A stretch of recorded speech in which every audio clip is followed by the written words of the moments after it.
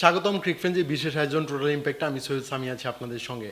আজকে বাংলাদেশের ক্রিকেটের জন্য একটা স্মরণীয় দিন। অস্ট্রেলিয়াকে দ্বিতীয়বারের মতো ওয়ানডেতে হারিয়েছে টাইগাররা, সেটা আবার মিরপুর শেরেবাংলা স্টেডিয়ামে। আজকে এই ম্যাচটা নিয়ে কথা বলার জন্য হাজির হয়েছি। আমার সঙ্গে আছেন মুমিনুল ইসলাম। মুমিনুল, স্বাগতম। ধন্যবাদ আপনাকে। আমরা আসলে অস্ট্রেলিয়াকে যেই সময় বাংলাদেশ 2005 সালে কার্ডিফে হারায়, সেই সময় আমরা খুবই ছোট ছিলাম। আপনি হয়তো বা ক্লাস ওয়ানে পড়েন, আমি ক্লাস 4-এ পড়তাম সেই সময়। সেই স্মৃতিটা আমার কিছুটা হলেও মনে আছে। আশরাফুলের সেই অবিশ্বাস্য একটা সেঞ্চুরি। আজকেও কিন্তু ডাগ আউটে ছিলেন মোহাম্মদ আশরাফুল, এই দলটার ব্যাটিং কোচ বাংলাদেশের। এই তারপরে বাংলাদেশ টিমটা যেভাবে আজকে পারফরমেন্স করলো, সব মিলিয়ে কীরকম দেখলেন ম্যাচটা? আমি যদি ওই ম্যাচের ওই কার্ডিফের ম্যাচের স্মৃতির কথা বলি, আমার যতটুকু মনে পড়ে যে আশরাফুল দুর্দান্ত একটা ইনিংস খেলেছিলেন। তখন খুব সম্ভবত প্রাইমারি স্কুল থেকে বাসায় ফিরেছি, সাদা কালো টিভির যুগ। আসার সময় শুনছিলাম যে বাংলাদেশ অস্ট্রেলিয়ার সঙ্গে জিতে গেছে। ওই দলটাতে বড় বড় তারকা ছিল। আপনি ওটার সাথে যদি এই দলটার মেলান, হয়তো অনেক পার্থক্য খুঁজে পাবেন। কারণ ওই দলটাতে আপনি স্বাভাবিকভাবে ম্যাথু হেডেন খেলেছেন, Adam Gilchrist, Glenn McGrath, Ricky Ponting, Mike Hussey, কে ছিলেন না আসলে অস্ট্রেলিয়ার ওই বড় দলের যেটাকে আমরা বলি, সেই দলটার কে ছিলেন না। এই দলে হয়তো ওইভাবে ওই তারকাগুলো খুঁজে পাবেন না। কিন্তু মাঝখানে কেটে গেছে 21টা বছর কেটে গেছে। তবে এই দলটাতেও যারা আছেন তারা কিন্তু সবাই অস্ট্রেলিয়ার বল লাইন আপে আছেন। আপনি বার্টলেটের কথা বলতে পারেন, অ্যালিসের কথা বলতে, তিনি জাতীয় দলে নিয়মিত খেলছেন।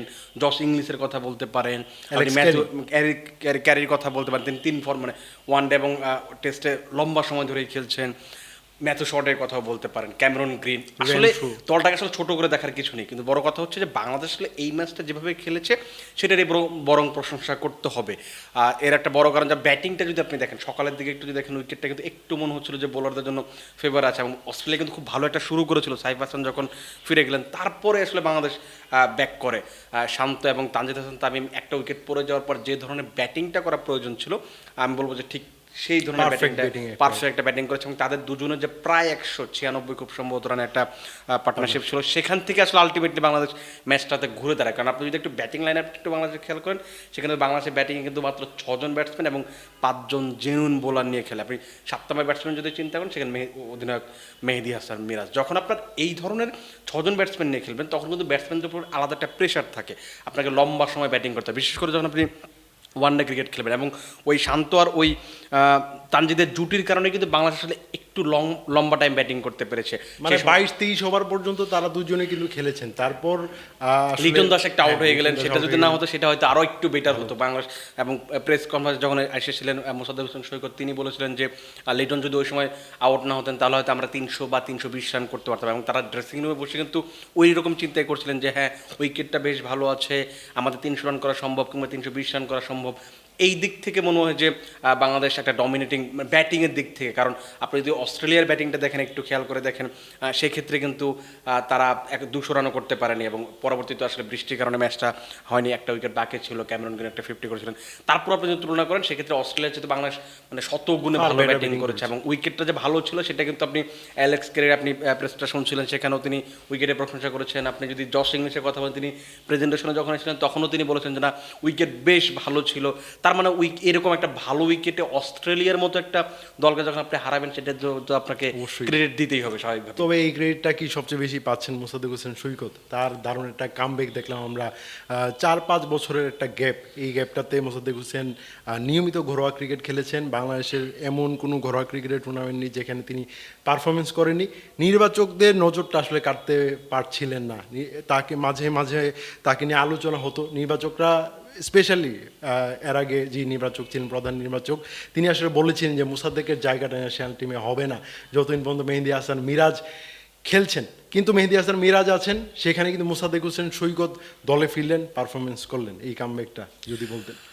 এইটা তার জন্য অনেক বড় একটা বড় একটা ব্যাপার। কারণ 4 বছর পর যখন আপনি জাতীয় দলে ফিরবেন, এবং আপনি যদি ঘরোয়া ক্রিকেটে তার পারফরমেন্সটা দেখেন, এই সিজনেও যদি আপনি পারফরমেন্সটা দেখেন, খুব সম্ভবত 350 বা আবাহনীর 350 মতো রান করেছেন, উইকেটে পেয়েছেন 8টা-10টা উইকেট পেয়েছেন। আবাহনী গত 3 মৌসুমে চ্যাম্পিয়ন হয়েছে, এইবারও চ্যাম্পিয়নের কন্টেন্ডার, এবং তিনি ক্যাপ্টেন্সি করছেন। আপনি যদি গত মৌসুমটা দেখেন, সেখানে তিনি সবচেয়ে বেশি আলোচনায় এসেছিলেন। কারণ তিনি তখন টুর্নামেন্ট হয়েছিলেন, 600-র বেশি রান করেছিলেন, 30টা উইকেট নিয়েছিলেন। এবং গত বছরের জুলাই কিন্তু একটা আলোচনা চলছিল যে শ্রীলঙ্কা সিরিজ সফরে হয়তো মোসাদ্দেক হোসেন সৈকত দলে জায়গা পাবেন। এবং ওই সিরিজের প্রেস কনফারেন্সে কিন্তু গাজী আশরাফ হোসেন নিপু বলেছিলেন যে মেহেদী হাসান মিরাজ যতদিন আছেন, স্বাভাবিকভাবেই মোসাদ্দেক হোসেন সৈকত জায়গা পাবেন না, এবং এটার জন্য তিনি পরবর্তীতে মোসাদ্দেক হোসেন সৈকতের কাছে সরিও বলেছিলেন। কিন্তু সরি বলা আর আপনার মেন্টালিটি চেঞ্জ না করা, এটার মধ্যে কিন্তু একটা বড় ফারাক রয়ে গেছে। আপনি দেখেন লাস্ট কয়েক বছর ধরে কিন্তু বাংলাদেশের 6-7 নম্বরে একটা সিক্স বোলিং অপশনের জন্য এই বুক ছিল, হ্যাঁ। এবং ওই জায়গাটাতে কিন্তু স্পেশালি সাকিব আল হাসান যখন থেকে আসলে খেলছেন না, অ্যাভেলেবেল বিশেষ করে হ্যাঁ হ্যাঁ সাফারটা করা শুরু করেছে বাংলাদেশ এই তো টাইমটা। ওই জায়গাটাতে আপনি যদি সাকিবকে রিপ্লেস করতে চান, আপনি তো সাকিব আল হাসান পাবেন না, স্বাভাবিকভাবে পাবেন না, কিন্তু আপনার তো কাছাকাছি মানের বা ওই টাইপের ওই রোলে খেলতে পারেন এই টাইপের আপনার প্লেয়ার লাগবে। আপনি যদি মিরাজের কথা বলেন, মিরাজের আপনি দেখেন বোলিংটা যত ভালো, ব্যাটিংটা কিন্তু ঠিক ততটা ভালো না। আপনি আবার মোসাদ্দেকের ক্ষেত্রে খেয়াল করেন, আপনি কিন্তু ব্যাটিংটা বেশি ভালো করেন, বোলিংটা তিনি যেটা করেন সেটা প্রায় মিরাজের কাছাকাছি। তার মানে হচ্ছে আপনি মিরাজের চেয়ে বেটার পারফরমেন্স সেখানে তিনি পাচ্ছেন। তারপরেও কেন নির্বাচকরা এটা আসলে পার্সোনাল ক্ল্যাশ কিনা বা পার্সোনাল জায়গা থেকে তিনি আসলে এটা তাকে নেননি কিনা, আবার এটা এখানে আমি আসলে বলা কঠিন। আবার এখানে কিন্তু ক্যাপ্টেনের একটা কল থাকে যে তিনি আসলে টিমে কোন পজিশনে কোন টাইপের ক্রিকেটার চাচ্ছেন। আমরা দেখি যে এখন যেই পজিশনটাতে মোসাদ্দেক খেলছেন এই জায়গায় কিন্তু আফিফ খেলেছেন, তাছাড়া শামী হোসেন পাটোয়ারি খেলেছেন, এই জায়গায় নুরুল হাসান সোহান খেলেছেন, কিন্তু আমরা ওই পারফেক্ট রিপ্লেসমেন্টটা পাচ্ছিলাম না, যেটার জন্য আমাদের ভুগতে হচ্ছিল। আজকে আপনি দেখেন মেহেদী হাসান মিরাজ বোলিং করেছেন, পাশাপাশি মোসাদ্দেক হোসেন সৈকতও বোলিং করেছেন, সৈকত 2টা উইকেট নিয়েছেন এবং খুবই টাইট বোলিং করেছেন। কিছু রান লিক না হলে তার মানে পরিসংখ্যানটা আরেকটু বেটার হতে পারতো আমার মনে হয়।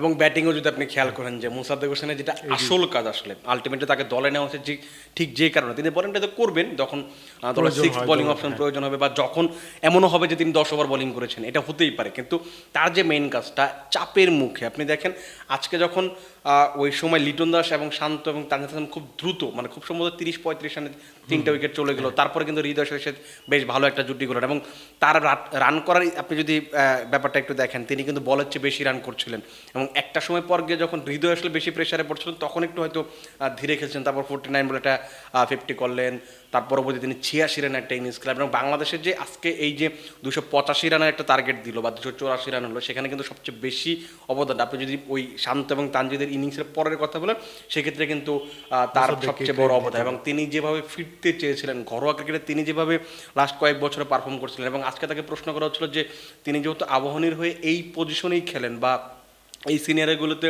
প্রচুর ব্যাটিং করেন, তিনি ওইটা তাকে মেন্টালি বুস্ট আপ করেছে কিনা, এইখানে এই আজকে যখন তিনি খেলতে নেমেছেন সেটা তাকে মানে মোটিভেট করেছে কিনা, এটা একটা ব্যাপার ছিল। এবং স্বাভাবিকভাবে আপনি যখন এরকম সিচুয়েশনে বারবার খেলে অভ্যস্ত পারেন, আপনি এটা বলতে পারেন যে ঘরোয়া ক্রিকেটে খেলা আর অস্ট্রেলিয়ার সাথে খেলা তো আসলে এক জিনিস না, কিন্তু তারপরও তো আপনি জানবেন যে আমি এই সিচুয়েশনে পড়লে আমাকে এই ধরনের এইভাবে ডেলিভার করতে হবে। আরেকটা ব্যাপার যে মোসাদ্দেক হোসেন সৈকত এই টাইপের উইকেটে খেলে কিন্তু অভ্যস্ত, তিনি বাংলাদেশের প্রতিটা মাঠে ঘরোয়া ক্রিকেট কিন্তু খেলেছেন। এরকম সিচুয়েশনে রীতিমতো মানে প্রায় এই 4টা বছরই ব্যাটিং করেছেন সব মিলিয়ে, তার এই সিচুয়েশনগুলো খুবই চেনা, দলটাকে কিভাবে টেনে তুলতে হয়, কিভাবে এরকম সিচুয়েশন উইকেট নিতে হয়। সেই তুলনায় আমার মনে হয় যে মোসাদ্দেক হোসেন সৈকত নিজের একটা খুব ভালো একটা সুযোগ পেয়েছেন। মোসাদ্দেক হোসেন সৈকত আসলে যেভাবে পারফর্ম করছিলেন, তিনি এইভাবে পারফর্ম করবেন জাতীয় দলে, সেটাই আসলে মানে অনুমিত ছিল। কারণ আপনি এখন যেটা হবে যে মোসাদ্দেক হোসেন সৈকতকে এইটা কন্টিনিউ করতে হবে, কারণ তার একটা বড় বদনাম যেটা হচ্ছে যে তিনি যখনই জাতীয় দলের সুযোগ পেয়েছেন, 1-2 ভালো ইনিংস খেলেছেন বা 1-2 ম্যাচে খুব পারফর্ম করেছেন, তারপর হয়তো তিনি পারফর্ম করতে পারেনি, আবার জাতীয় দল থেকে বাদ পড়েছেন, আবার এসেছেন, আবার 1-2 ক্যামিও খেলেছেন, তারপর আবার বাদ পড়েছেন। আজকে কিন্তু তিনি নিজে প্রেস কনফারেন্সে প্রশ্ন করা হচ্ছিল যে আপনার যখন এই যে প্রায় 10 বছরের ক্রিকেট ক্যারিয়ার, সেখানে আপনি মাত্র 40-45টা ওয়ানডে ম্যাচ খেলেছেন, সেখানে আপনি যদি পরিসংখ্যান যদি চিন্তা করেন হয়তো আপনি খুব বেশি বলার কিছু থাকবে না। তিনি নিজে ওইটা স্বীকার করেছেন যে হ্যাঁ, আমি আমার যে সামর্থ্য আছে, পটেনশিয়াল আছে, সেটা আমি কখনোই মিট করতে পারিনি, এবং তিনি নিশ্চিতভাবে চাইবেন যে তার এখন ক্যারিয়ারের পরন্ত বেলায় বলতে হবে, কারণ 30-32 বছর খুব সম্ভবত বয়স। তবে আমার মনে হয় তিনি যদি এই পারফরমেন্সটা ধরে রাখতে চান, আগামী বছর আমাদের একটা বিশ্বকাপ আছে, সেটাতেও খেলতে পারেন। তাছাড়া আগামী 3-4 বছর সার্ভিস দেওয়ার মতো আসলে তার মধ্যে ওই ক্যাপাবিলিটিটা আছে। তার মাপের ক্রিকেটার আমাদের ঘরোয়া ক্রিকেটে খুব বেশি পাবেন না। মোসাদ্দেক যেই পজিশনটাতে খেলেন, আপনি যদি তার খুব সিমিলার একজন ক্রিকেটারের কথা বলেন, সেই জায়গায় আপনি আসলে আব্দুল গাফার সাকলাইনের কথা বলতে পারেন যে ব্যাটে বলে পারফরমেন্স করছেন। এর বাইরে আপনি দেখবেন যে যারাই খেলেন না কেন তারা একটু ব্যাটিংটা ভালো পারেন, বোলিংটা যেটা আসলে খুব সামঞ্জস্য কিন্তু হবে না এই জায়গায়। তবে এই যে মোসাদ্দেক যদি এভাবে পারফর্ম করেন, তবে সেই ক্ষেত্রে কিন্তু মিরাজ একটা প্রেশারে পড়ে যাবেন, কারণ কালকে কিন্তু তাকে এই প্রশ্ন করা হয়েছিল, তিনি কিন্তু বলছিলেন যে মোসাদ্দেক হোসেন সৈকত ব্যাটিং অলরাউন্ডার, আমি হচ্ছি বোলিং অলরাউন্ডার। কিন্তু দল যেই সময় আপনার কাছ থেকে একজন ব্যাটিং অলরাউন্ডারের কাছ থেকে বোলিংয়ে আপনার চেয়ে বেটার সার্ভিস পাবে, তখন আসলে আপনাকে প্রয়োজন হবে না।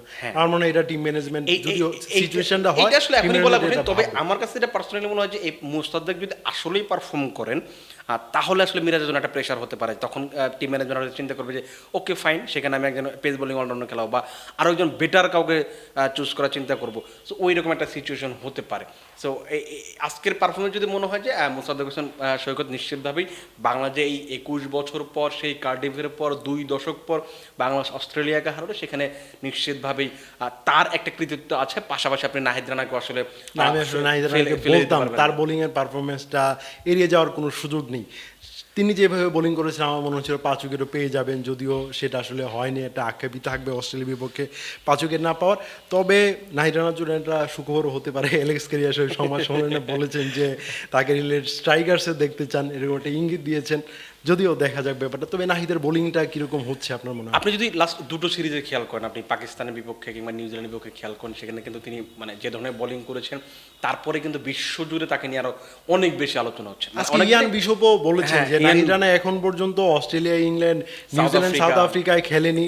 তার বোলিংটা এই সব দেশে কিরকম হয়েছে সেটা আসলে সেইটা দেখার জন্য তারা উদ্গ্রীব হয়ে আছে। বইতে তার মানে বোঝা যাচ্ছে যে আপনি নাহিদ রানা আসলে কোন লেভেলে চলে গেছেন, তাকে দেখার জন্য বিশপ কিংবা হার্ষা বকুল আপনি কিছুদিন আগে তিনি টুইট করেছিলেন, তারা আসলে মুখিয়ে আছেন। আমি বোলিংয়ের কথা বলবো যে অস্ট্রেলিয়ানরা কিন্তু ধরেন তাদের যে উইকেটগুলো, তাদের দেশের যে উইকেটগুলো, সেই উইকেটগুলো কিন্তু সবসময় দেখবেন আপনি বলগুলো বুক বরাবর আসে বা কোমর বরাবর আসে। অলওয়েজ তারা বাউন্স খেলে অভ্যস্ত। আপনি যদি আজকে আপনি জস ইংলিশের উইকেটটা খেয়াল করেন, একটু ব্যাক অফ লেন্থ ডেলিভারি ছিল, পেস ছিল, কিন্তু অফ স্ট্যাম্পের বাইরে বল, তিনি এটা বুঝতেই পারলেন না। একটা নিক হলো বা একটা এজ হলো, উইকেট কিপারে গেছে। আপনি অ্যালেক্সকে যদি চিন্তা করেন, সেম একটা স্টাইল, একটা ডেলিভারি, তারা কিন্তু এই বলগুলো খেলে অভ্যস্ত, তারপরেও কিন্তু তিনি এখানে নিক হলেন। সো তার মানে বুঝতে হবে যে আপনি তাদের শক্তির জায়গাতে আপনি তাকে বিট করছেন, তার মানে আপনি ভালো বোলিং করছেন। এবং নাহিদ রানা লাস্ট রিসেন্টলি আপনি যদি 6টা ম্যাচ যদি চিন্তা করেন, নাহিদ রানার জন্য একেবারে এটা কি বলা যায়, এটা স্বপ্নের মতো সময়, হ্যাঁ। স্বর্ণালীর সময় বলা যেতে পারে। নাহিদ রানা এইভাবেই খেলতে বোলিং করতে থাকুক, কারণ তার এই পেসটার সঙ্গে এইটা যেটা বড় ব্যাপার হচ্ছে যে আজকে দেখবেন আপনি শেষের দিকে যখন ক্যামেরন গ্রিনের বিপক্ষে তিনি বল করছিলেন, উইকেট পাচ্ছিলেন না, পেসের পর হুট করে একটা বল তিনি করেছিলেন 110 কিলোমিটার পার ঘন্টায়, মানে গতির মানে হেরফের করে একটু হেরফের বিভ্রান্তি করতে করে দেয়া। পারছেন। আবার আপনি যদি পাকিস্তানের বিপক্ষে টেস্ট সিরিজটা দেখেন, সেখানে তিনি রিভার্স সুইং করাতে পারছিলেন। এই যে আপনার ভেরিয়েশনগুলো, গতির সাথে যদি আপনি এই ভেরিয়েশনগুলো যদি আপনি নিয়ে আসতে পারেন, তখন অটোমেটিক্যালি ব্যাটসম্যানরা একটু দ্বিধায় থাকবে। কারণ অনেক সময় হয় কি, এই যে আপনি উমরান মালিকের কথা বলতে পারেন, মায়াঙ্ক ইয়াদবের কথা বলতে পারেন, বা আপনি মার্কুটের কথা বলতে পারেন, এদের প্রচুর গতি। কিন্তু আপনি যদি জফর আর্চারের কথা বলতে পারেন, এই জফর আর্চার বা মার্ক উডরা কেন ইন্টারন্যাশনাল ক্রিকেটে বেশি সাফল্য পাচ্ছেন ওই উমরান মালিক কিংবা মায়াঙ্ক ইয়াদবের চেয়ে, তার একটা বড় কারণ হচ্ছে তাদের শুধু বলে পেসটা না, তাদের ভ্যারিয়েশনটাও আছে।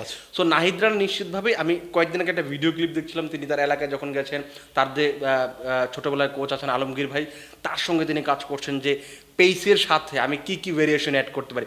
এইটা যদি তিনি কাজ করতে পারেন, এখন যে বোলিং করছেন, আমি নিশ্চিত যে নাহিদ রানা সাম্প্রতিক সময় যে পারফর্ম করছেন তার চেয়েও বেশি পারফর্ম করা আরও সম্ভব। এবং তিনি যদি এইভাবে পারফর্ম করতে থাকেন, নিশ্চিতভাবে আজকে যেটা অ্যালেক্স কেরি বলেছিলেন যে ও চাইলে আসলে অ্যাডেল স্ট্রাইকার্সে খেলতে পারেন, অ্যাডেল স্ট্রাইকার্সে অ্যালেক্স কেরি খেলেন। এবং গতবার বিগ ব্যাশে হোয়াট হারিকেন্সের হয়ে রিশাদ যে পারফর্ম করেছেন, নিশ্চিতভাবেই এখন বাংলাদেশের ক্রিকেটারদের প্রতি বিগ ব্যাশের যারা ফ্র্যাঞ্চাইজি আছে তাদের একটা নজর থাকবে। এবং অস্ট্রেলিয়ার বিপক্ষে যেহেতু নাহিদ রানা প্রথম ম্যাচে 4টা উইকেট পেয়েছেন, আরও 2টো ম্যাচ পাবেন। তিনি টি20 খেলবেন কিনা জানি না, আসলে খেলতেও পারেন হয়তো।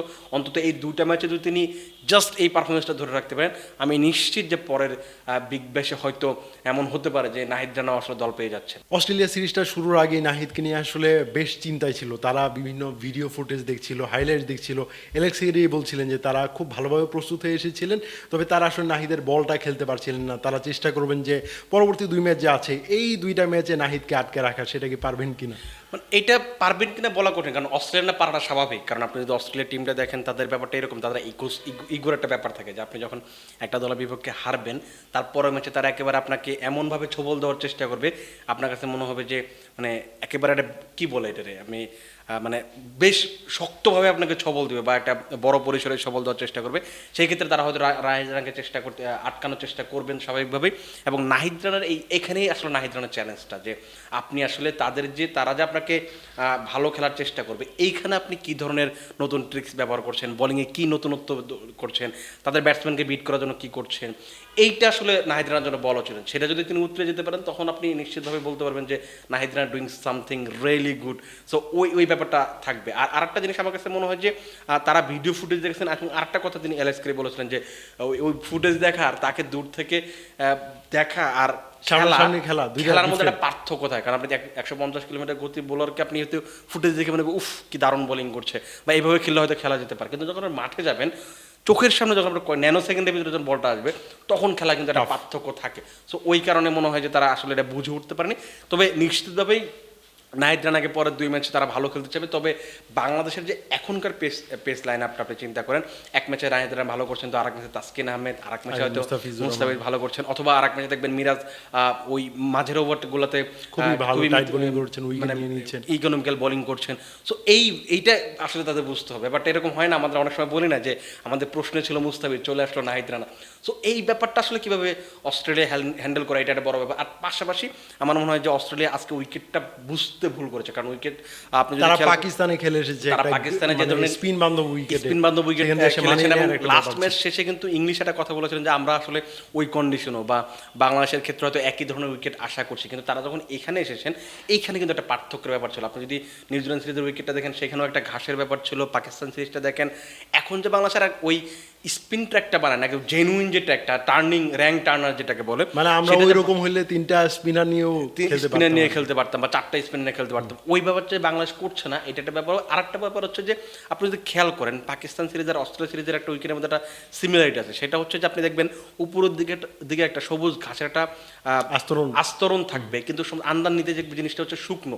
এর ফলে যেটা হয় যে আপনি ভাববেন পেস উইকেট, আবার মনে হবে দেখে মনে হবে যে খেলবেন পেস উইকেট মনে করে, কিন্তু এটা আসলে দুটো পেস উইকেট না। এখানে আপনি ব্যাটসম্যান জন্য অ্যাডভান্টেজ থাকবে, বোলারদের জন্য হালকা একটা অ্যাডভান্টেজ থাকবে, মানে যে যার মতো করে ম্যাচের পরতে সেটা আসলে রং বদলে যাবে, এবং আপনি আপনার অ্যাবিলিটি দিয়ে আসলে ওইটাকে আসলে এক্সিকিউট করতে হবে, ম্যাচের পরিস্থিতি বুঝে, কন্ডিশনটা বুঝে। এমন হতে পারে একটা সময় আপনি গুড লেন্থে বোলিং করছেন, 5 ওভার পরে গিয়ে আপনাকে ব্যাকআপ লেন্থ ডেলিভারি করতে হবে, আবার একটা সময় গিয়ে ফুলার লেন্থ ডেলিভারি করতে হবে। এইটা আপনি কত তাড়াতাড়ি ইউটিলাইজ করতে পারছেন বুঝতে পারছেন।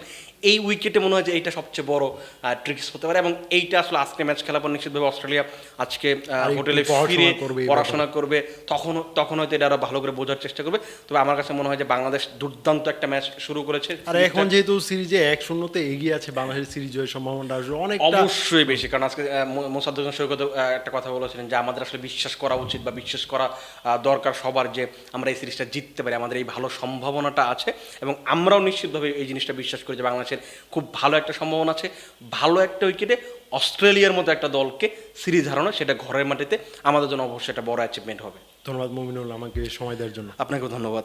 দর্শক, ক্রিক ফ্রেন্ডসের নিয়মিত আয়োজন আমাদের সঙ্গে থাকার জন্য ধন্যবাদ। পরবর্তী কোনো পর্বে অন্য কোনো বিষয় নিয়ে আবার কথা বলবো, সেই পর্যন্ত আমাদের সঙ্গে থাকুন।